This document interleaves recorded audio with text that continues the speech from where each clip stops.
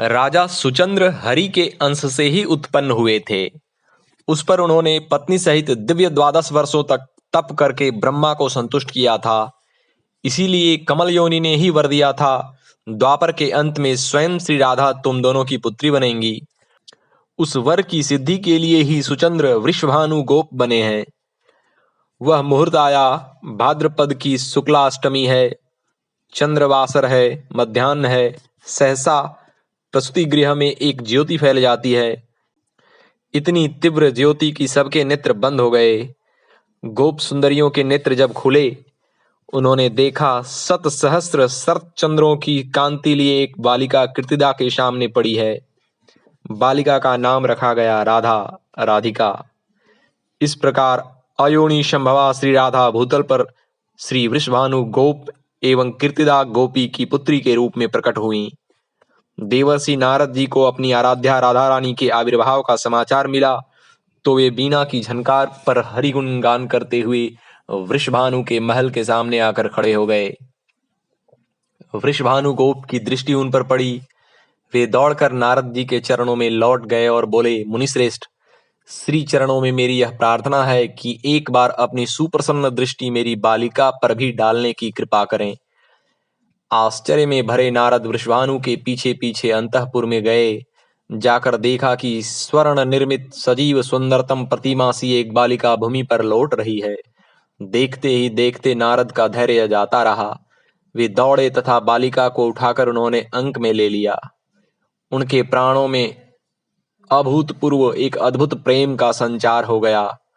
बस बस यही श्री राधा है, निश्चय ही यही श्री रासेश्वरी हैं।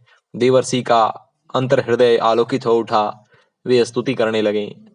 स्तुति करते करते उनका कंठ रुद्ध होने लगा। प्राणों में श्री राधा के तरुण रूप को देखने की प्रबल उत्कंठा भर गई। नारद जी के सामने किशोरी श्री राधा का आविर्भाव हो गया। इतना ही नहीं, दिव्य भूषण वसन से सज्जित अगणित सखियां भी वहां प्रकट हो गईं। क्षण भर में श्री राधा का वह कैशोर रूप अंतर्निहित हो गया।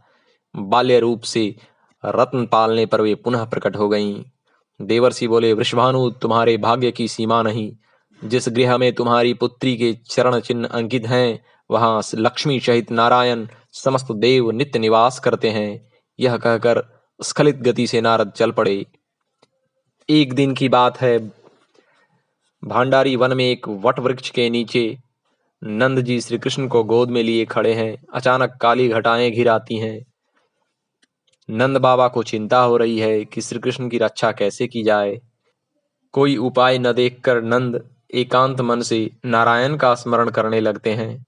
मानो कोटि सूर्य एक साथ उदय हुए हों, इस प्रकार दिशाएं उद्भासित हो जाती हैं तथा वह झंझावत तो न जाने कहाँ चला गया। नंद राय आंखें खोलकर देखते हैं, सामने एक बालिका खड़ी है। वृषभानु कुमारी, तू यहाँ इस समय कैसे आई बेटी? नंद ने अचकचा कर कहा। किंतु दूसरे ही क्षण नंद राय को गर्ग जी की वे बातें स्मरण हो आईं। पुत्र के नामकरण संस्कार से पूर्व गर्ग ने एकांत में वृषभानु पुत्री की महिमा श्री राधा तत्व की बात बतलाई थी। अंजलि बांधकर नंद राय ने श्री राधा को प्रणाम किया और बोले, देवी, मैं जान गया पुरुषोत्तम श्री हरि की तुम प्राणेश्वरी हो एवं मेरी गोद में तुम्हारे प्राणनाथ श्री हरि ही विराजित हैं। लो देवी, ले जाओ, अपने प्राणेश्वर को साथ ले जाओ। नंद राय ने श्री कृष्णचंद्र को श्री राधा के हस्त कमलों पर रख दिया। श्री राधा कृष्णचंद्र को गोद में लिए गहन वन में प्रविष्ट हो गईं। वहां श्री कृष्ण 16 वर्षीय किशोर रूप में परिणत हो गए और ब्रह्मा जी ने प्रकट होकर उनका विवाह करा दिया। तत्पश्चात श्री कृष्ण पुनः बाल रूप हो गए और राधा जी पुनः उन्हें गोद में लेकर नंद भवन में यशोदा मैया के पास पहुंचाई। इस प्रकार श्री राधा कृष्ण नित्य दंपति हैं। उनकी लीलाएं अनंत माधुर्य रस से सिक्त हैं। ओम